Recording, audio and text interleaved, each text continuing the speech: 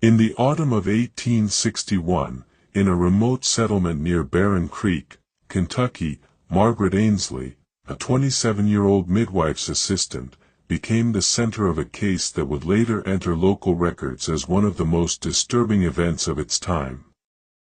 The settlement lay some 8 miles east of Bowling Green, along a narrow road bordered by dense sycamore groves and low, uneven marshland. Barren Creek was not so much a town as a scattering of cabins and outbuildings strung along the banks of a sluggish river whose name had been given by settlers who found its waters strangely lifeless. The population, estimated at fewer than 300 by county records of 1860, consisted largely of tenant farmers, freedmen working under contract, and a handful of craftsmen who traded supplies from wagons once every fortnight. There was no formal church, only a schoolhouse that doubled as a meeting hall, and a single physician, Dr. Horace Greeley Mott, who kept intermittent notes on his cases in a ledger that survived until the county courthouse fire of 1891. It was in these surviving fragments that mention of Margaret Ainsley first appeared. According to Mott's surviving notes, Margaret had been employed for nearly 5 years as an assistant to the midwife, Mrs. Eleanor Brandt, a widow in her late 50s. Margaret's family background was unremarkable. Born in Todd County, daughter of a carpenter and a washerwoman, she had been sent at 15 to live with relatives near Barren Creek after her parents died of typhoid. Witnesses described her as quiet, reserved, and reliable, though given to long absences in the woods behind her cabin. One of the field hands, identified in a later deposition as Samuel Ricks, recalled seeing her walking the bottoms, near dusk, with a bundle wrapped in white cloth, whispering as if to someone beside her. The first incident entered into record occurred in late October of that year. Mrs. Brandt had been called to assist in the delivery of a stillborn child at the Holloway homestead, 2 miles south of the settlement.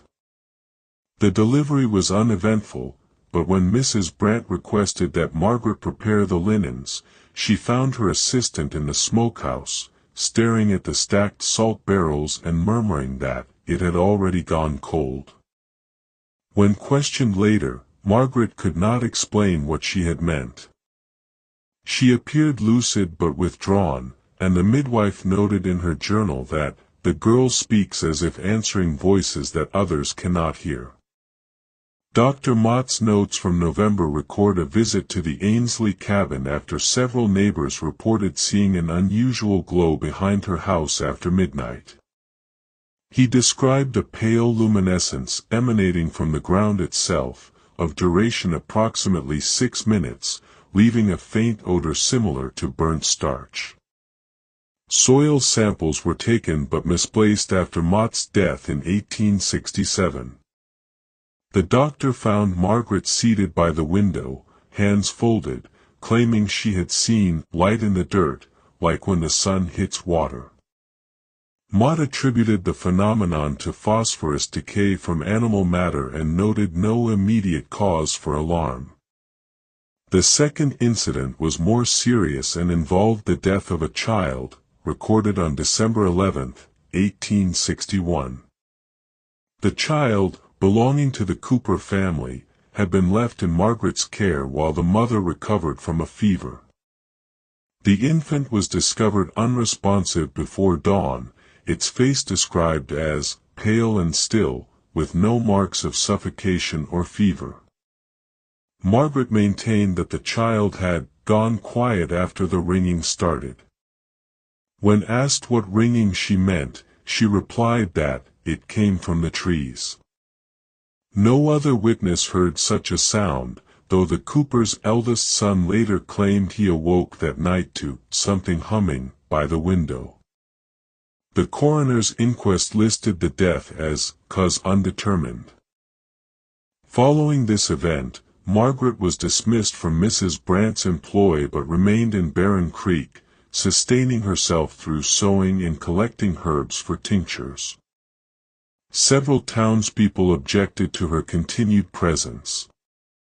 A letter to the Bowling Green Gazette, dated January 1862 and signed only H.H., referred obliquely to a young woman of strange aspect who speaks to the air and keeps candles burning through the daylight hours. No action was taken, though the constable, one Amos Leland, conducted a brief interview. His notes, preserved in the county archive, state that the woman answers plainly and shows no disorder of mind, though she keeps her hands wrapped in cloth and avoids eye contact. By March, the region had been overtaken by the disruptions of war, and many residents fled to safer areas. Margaret remained. Mott continued to see her occasionally for ailments she described as stiffness in the joints and the taste of iron in the mouth. He prescribed laudanum and vinegar tonics. In one undated entry, he wrote, "She speaks of a ringing that begins in the soil and rises upward. I believe it to be tinnitus or some nervous disorder brought on by solitude." The third incident took place in the spring of 1862 and was recorded both in Mott's ledger and in a letter from a traveling preacher named Reverend Calvin Epps. Epps described arriving at Barren Creek to conduct Sunday service in the schoolhouse, only to find the building empty. Upon inquiry, he was told that most residents had gathered at the riverbank to see what the girl had found. When he arrived, he observed a section of the creek bed, recently exposed by drought, filled with small round hollows, as if pressed by cups. At the center, Margaret stood knee-deep in the mud, murmuring a verse from Job, "Out of the earth cometh bread, and under it is turned up as it were fire." Witnesses claimed the mud emitted faint heat and a rhythmic vibration perceptible through the soles of the feet. Dr. Mott collected samples that evening, recording that the soil contained fine black residue, odorless, resembling charred bone dust. No natural explanation was found. After this, the settlement began to decline rapidly. Crops failed that summer due to prolonged drought, livestock refused to drink from the creek, and several families relocated westward. A few who remained reported disturbances around their properties, soft knocking sounds beneath the floorboards, erratic flickering of lanterns, and the disappearance of small objects from sealed trunks. Mott, increasingly skeptical, considered these the results of fear and deprivation.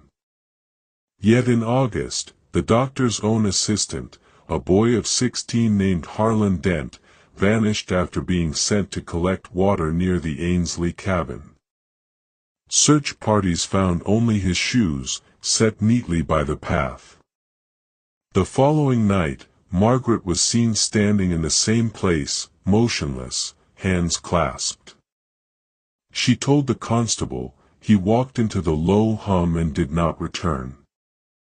Epps, who remained in correspondence with the doctor, wrote several letters describing his concern that the woman is not of unsound mind but of a mind attuned to something unwholesome. He cited several biblical parallels and urged the community to send her away. When approached, Margaret offered to leave voluntarily but requested to remain until the harvest. Her cabin was found empty by October.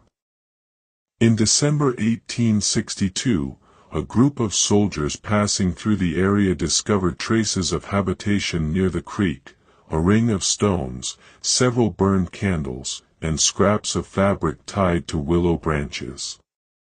One soldier, Corporal Merritt Jones, later testified to hearing a faint music, like wires trembling, though none of his companions heard it. They reported the site abandoned.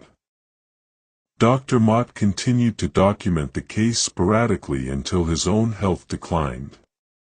In a letter dated April 1864 to a colleague in Lexington, he summarized, The Ainsley case presents symptoms of auditory hallucination combined with catatonic behavior, possibly hysteria brought by isolation.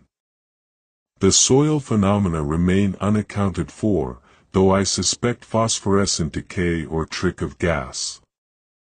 No body recovered. However, by early 1865, reports began to circulate of renewed activity near the abandoned cabin. A trapper passing through claimed to have seen a light within, though the door was sealed and the chimney cold.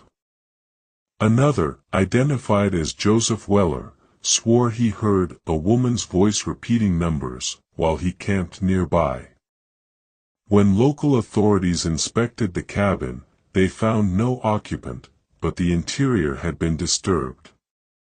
On the table lay several bundles of linen, each containing handfuls of soil, neatly labeled with dates ranging from October 1861 to March 1862. The fourth incident occurred in May of that year and was formally recorded in the Warren County Archive as the Barren Creek disturbance. Several residents heard a deep, sustained tone resonating through the ground just before dawn. Mott described it as a vibration felt through the spine, not unlike proximity to heavy artillery, though no such source was known. Chickens reportedly perished overnight, their bodies intact but stiffened as if frozen. Wells emitted bubbles for 3 days thereafter. The constable organized a survey but found nothing beyond a shallow sink near the old creek bed. By summer, only 4 families remained in the area. Mail deliveries ceased, and the schoolhouse collapsed following a storm. In August, Mott was found dead in his study, his ledger open to a half-written entry, "The sound continues beneath the floor." His housekeeper reported that he had not slept for 3 nights prior, complaining of voices under the ground, speaking through the boards. The coroner listed cause of death as heart failure. Following the doctor's death, all mention of Barren Creek nearly disappeared from official records. The region was eventually resettled in the 1870s, though the creek's course had shifted, leaving the original site overgrown. In 1889, during construction of a new railway line, workers unearthed several glass jars sealed with wax. Inside were fragments of paper bearing faint writing, apparently Margaret's. Only 3 fragments were legible: "It breathes through the roots, the light is not fire," and "Below it hums still." The jars were sent to the county archive, but their contents later went missing during the courthouse fire. In 1890, a journalist from Louisville named Edward T. Keene visited the area while preparing a feature on abandoned settlements. His surviving draft notes, found among his effects after his death in 1892, provide the last known reference to the Ainsley case. Keene wrote of interviewing an elderly woman identified as Martha Brandt, the midwife's niece, who claimed to have known Margaret as a child. According to her account, Margaret had once fallen into a sinkhole near the creek and been rescued after several hours underground. When brought up, she was said to have whispered continuously, "It's hollow under everything."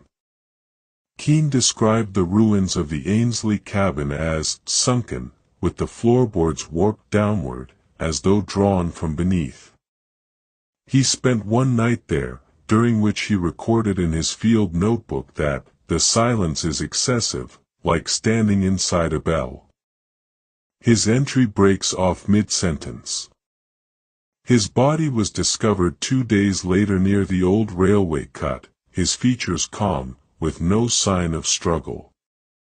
The coroner attributed death to exposure. Later that year, a government surveyor mapping the region reported an unusual magnetic anomaly centered on the former creek bed. Compass readings fluctuated sharply within a radius of 50 yards, returning to normal beyond it. He recommended no further settlement in the area due to unstable substrata. His report remains on file in the Geological office in Frankfurt. The last surviving resident to speak of the matter was Amos Leland's son, who in 1903 recounted to a historian that his father used to say the ground there sang. The statement was dismissed as superstition. Records of the events surrounding Margaret Ainsley end without resolution.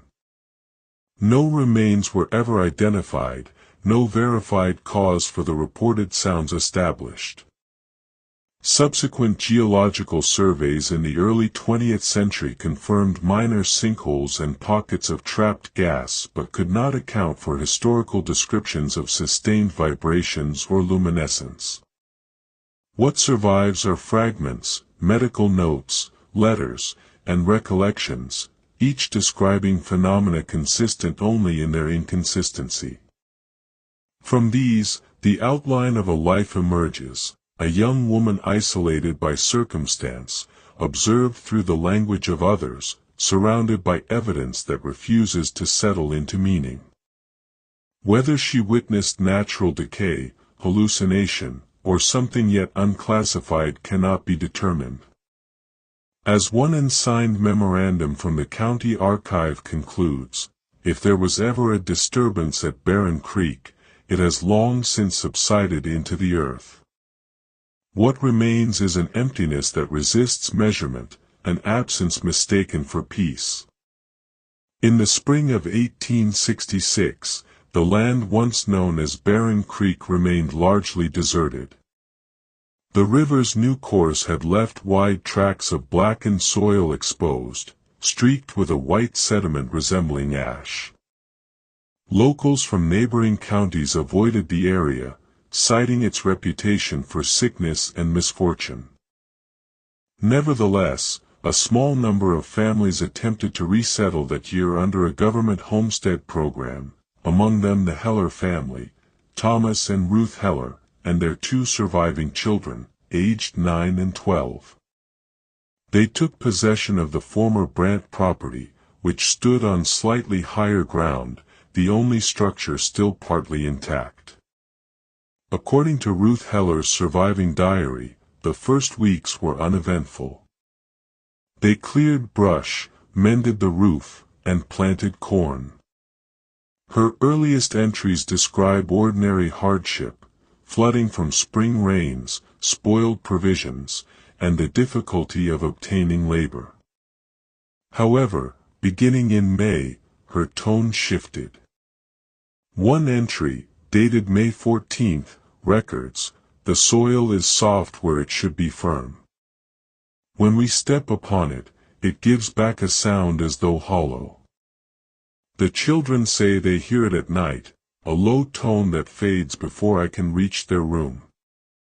Within weeks, the family began experiencing unusual occurrences consistent with earlier descriptions from 1861 to 62. Their dog refused to cross the yard after dusk, whining at the threshold. Small utensils were found displaced in the morning. Thomas Heler attributed these events to animals or wind, but he noted in a letter to his brother in Glasgow, Kentucky, that the ground itself seems to stir. He included a sketch showing concentric rings pressed into the soil near the barn. The letter, preserved in private collection, was postmarked June 8, 1866. By late June, the Helers' eldest child, Jacob, fell ill. His symptoms, headache, faintness, and alternating chills, resembled malaria. The local physician, Dr. Randall L. Poe, prescribed quinine and rest. Yet in his later testimony he wrote that the boy's pulse was abnormally slow, his skin cold but not clammy, and his eyes dilated even in full daylight. On the night of June 23, Jacob awoke screaming that something had touched the floor from underneath. When his parents entered, they found no intruder but noted that several floorboards had bowed upward. The next morning, the boards returned to normal shape. Poe's subsequent visits failed to improve the boy's condition. He noted in his journal that the patient grows increasingly quiet, stares at the ground when spoken to, and murmurs phrases concerning light in the soil. Jacob died on the morning of July 1st. The coroner recorded cause of death as fever of unknown origin. The Helers buried him near the creek bed, marking the grave with a cross of driftwood. 2 nights later, Ruth Heler reported seeing a faint glow at the site. In her diary she wrote, "It rises and falls like breathing." Her husband dismissed it as fireflies, though the glow persisted after he scattered the ground with ash. Neighbors later testified to seeing it from half a mile away. Dr. Poe, alarmed by recurring illness in the area, collected water samples from the creek and described them as metallic in taste, with sediment that clings to glass. He forwarded a vial to the state laboratory in Louisville, but the specimen was lost in transit. His last letter on the subject, written August 4, 1866, stated, "The phenomena at Barren Creek are local, not contagious, but perhaps of mineral origin. I intend to revisit when the weather cools." He did not return. Poe died suddenly that autumn from what his assistant described as nervous exhaustion. Among his effects were sketches of the Heler property showing circular depressions labeled resonant zone. By October, the Helers had abandoned the homestead. Travelers passing through found the house empty, the door standing open, a kettle still on the hearth. No trace of the family was located. In January 1867, a local hunter discovered their wagon overturned in a gully 5 miles north, harness still attached but horses gone. A torn page from Ruth's diary lay nearby, water damaged, bearing only the words, "It is under everything now." Between 1867 and 1872, the site changed hands 4 times. Each occupant stayed less than a season. Their accounts, preserved through fragments of correspondence and later recollections, repeat similar details: tremors in the ground, faint tones at night, and discolored soil that resisted plowing. None reported visible apparitions or violence, only unease and fatigue that grew with prolonged residence. In 1873, a professor of natural philosophy from Transylvania University, Dr. Julius Benham, visited the region to investigate reports of phosphorescent mineral deposits. His notes, published posthumously in the Journal of American Geognosy, include a brief section on Barren Creek. Benham described the area as a shallow basin of remarkable stillness, where even the air seemed suspended. He recorded compass fluctuations and weak magnetic deviation, as well as a subaudible drone perceptible through contact with the ground. He concluded that the effect could be produced by subterranean gas pockets but expressed uncertainty about the rhythm of the sound, which he measured as oscillating approximately 6 cycles per minute. Benham also interviewed one remaining resident, an elderly farmer named Corbin Estes, who claimed to have known Margaret Ainsley in his youth. Estes recalled that she often spoke of voices from the earth, not ghosts but currents, and that she had once shown him a jar of water that moved without wind. When Benham requested to see the location of her former cabin, Estes declined, saying, "The land don't stay still there." Benham's party camped near the creek for 3 nights. On the second night, They reported a soft vibration as though an organ were played at great distance. Their horses became agitated, one breaking its tether and disappearing into the woods. On the third morning, Benham noted that the ground around the campfire had formed shallow concentric cracks. He collected samples and departed. 3 months later he suffered partial paralysis of the left side and never returned to fieldwork. By 1875, the area was designated uninhabitable by county officials due to unexplained sinkage and poor drainage. Most references ceased after this date. However, in 1881 a railroad surveyor named John P. Kells recorded in his logbook that workers digging a drainage channel near the old creek bed uncovered a cavity filled with fine ash and fragments of glass. Some fragments bore traces of writing, described as numbers and short phrases. Kells noted, "Ground at depth of 5 feet emits steady hum audible only when ear pressed to surface." His report was filed but never investigated. The following year, a minor tremor was recorded by residents of Bowling Green, strong enough to rattle windows but causing no damage. Though attributed to seismic activity, one local paper remarked that the tremor's epicenter appeared to correspond with the abandoned tract once called Barren Creek. The Gazette published a short notice suggesting the event was a natural settling of old mine tunnels, though no mining had ever been conducted in that region. In 1885, a traveling photographer, Horatio Wren, passed through while documenting historic ruins of Kentucky. Among his surviving plates, one labeled simply Creek Hollow shows an indistinct depression in the ground, surrounded by willows. The photograph, under magnification, reveals faint luminous streaks across the lower portion of the glass, which early analysts attributed to light leakage. Later examination found no damage to the negative itself. Wren left an accompanying note, "The silence is remarkable. No birds, no crickets. When I set the tripod, the ground trembled once, then was still." He died 2 years later of pneumonia, his archives dispersed.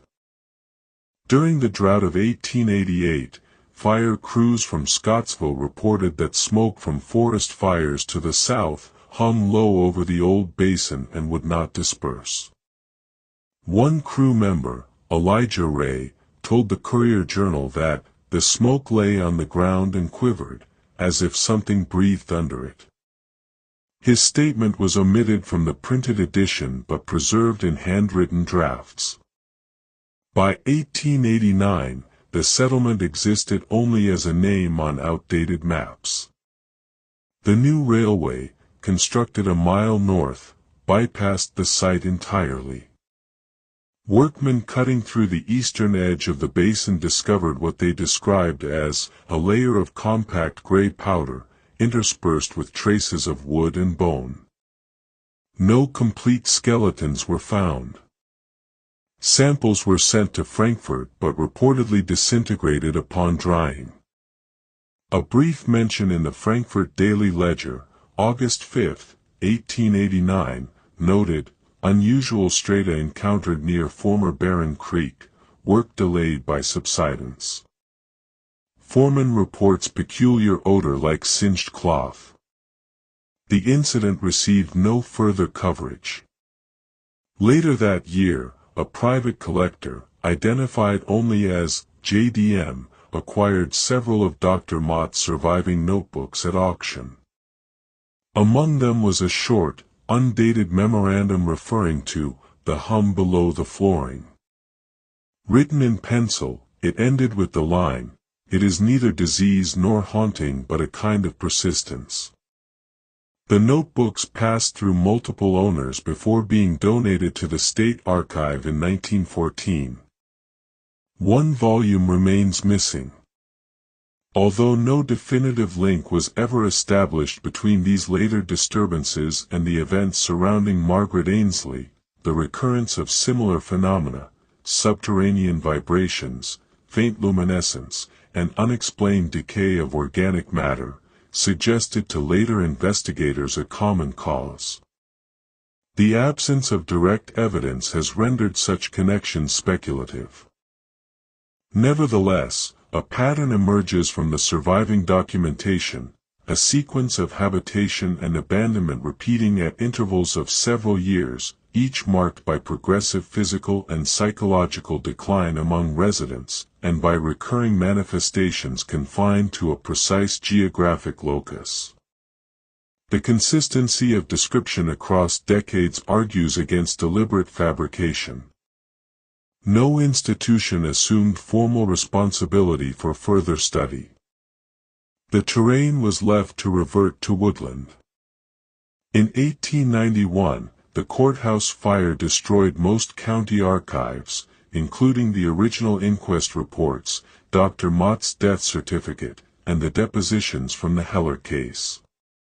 The following year, a single surviving copy of the Bowling Green Gazette carried a retrospective article titled "Lost Settlements of the South," which devoted 2 paragraphs to Barren Creek. The author concluded, "No one goes there now.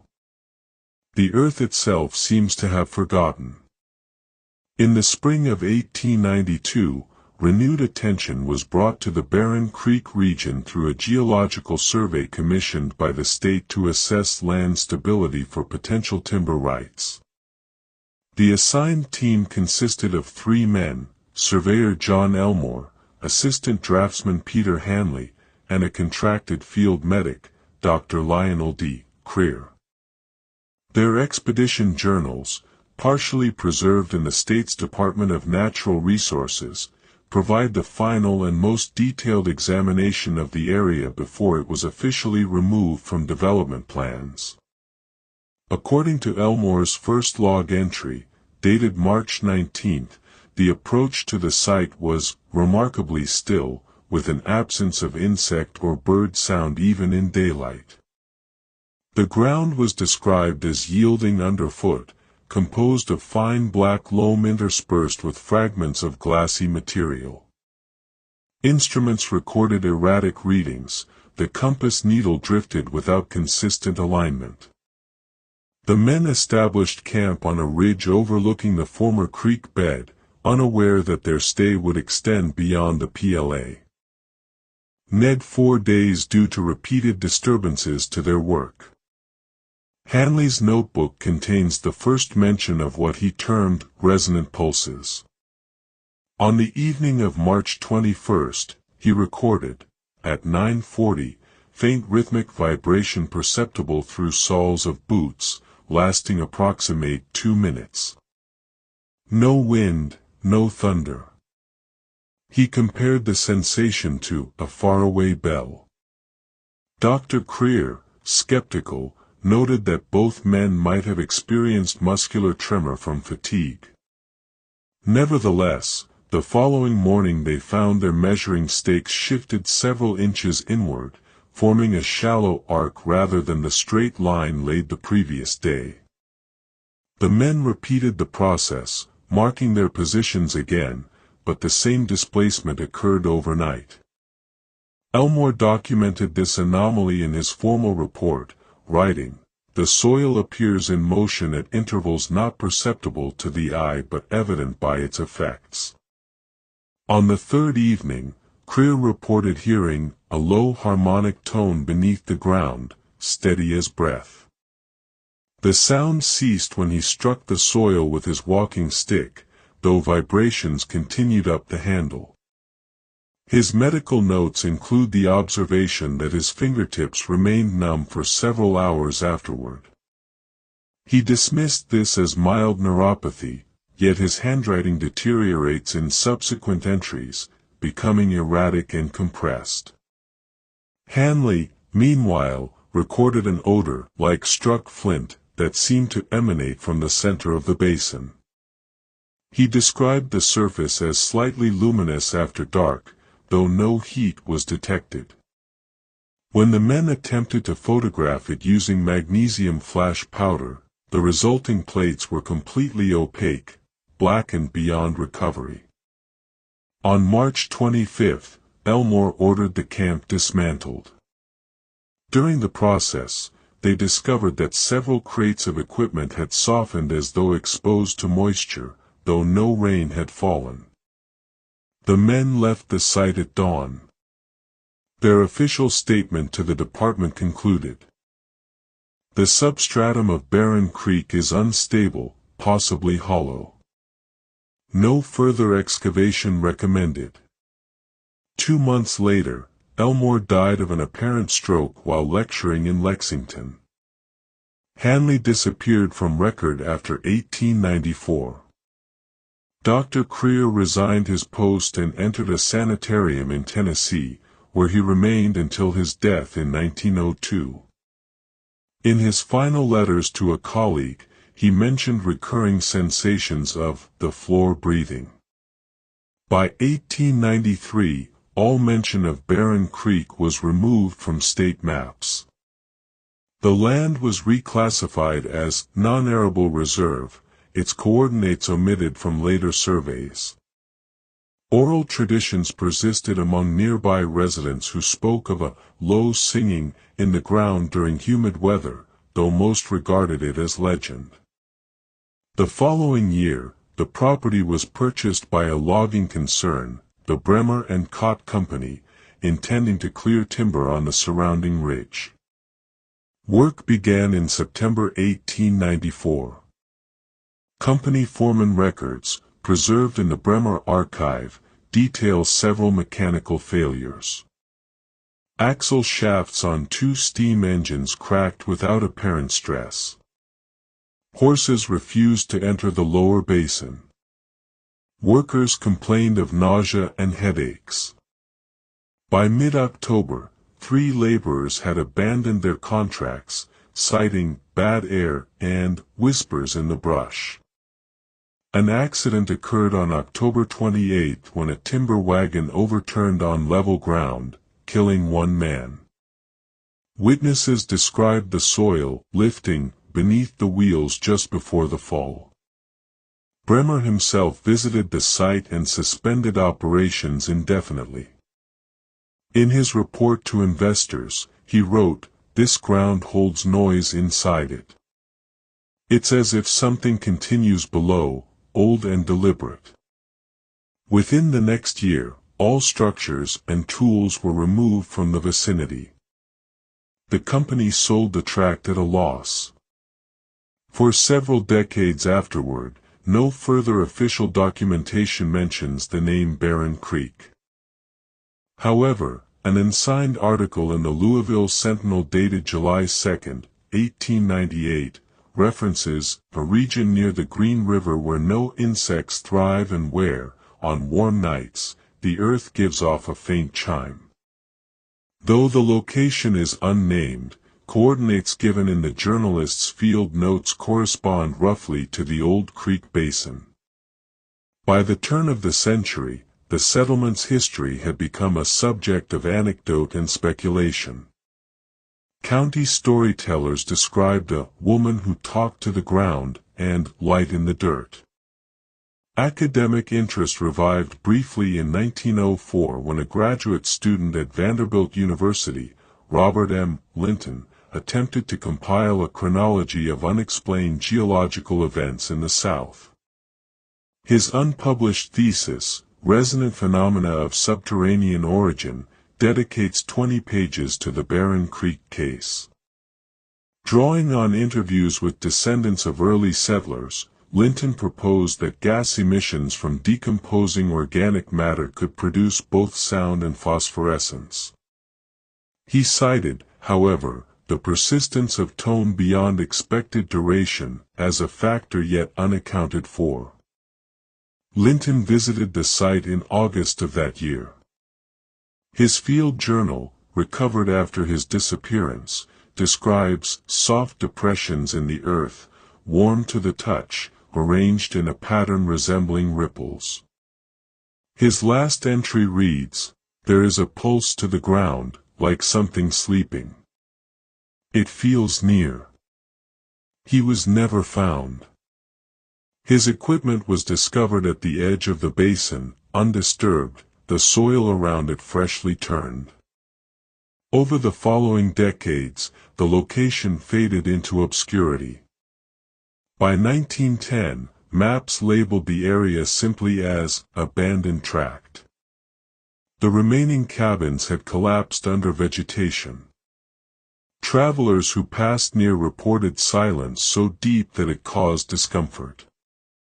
A mail carrier from Smith's Mill described it as a place where sound falls away. In 1916, a drought lowered the river level again, exposing part of the old creek bed. Children from a nearby farm found what they believed to be pottery fragments embedded in the silt. When examined by their teacher, these fragments appeared to be portions of glass jars, cloudy and brittle, with residues of dark powder. One piece bore faint marks resembling letters but indecipherable. The items were stored in a school cabinet and subsequently lost during a relocation. In 1921, the Kentucky Geological Bulletin briefly revisited earlier records, citing recurring magnetic irregularities near the defunct settlement of Barren Creek. The article noted that compasses continued to misalign within the vicinity, though no physical remains of habitation were evident. The report concluded that geologic explanation insufficient, site possibly affected by deep substructure collapse.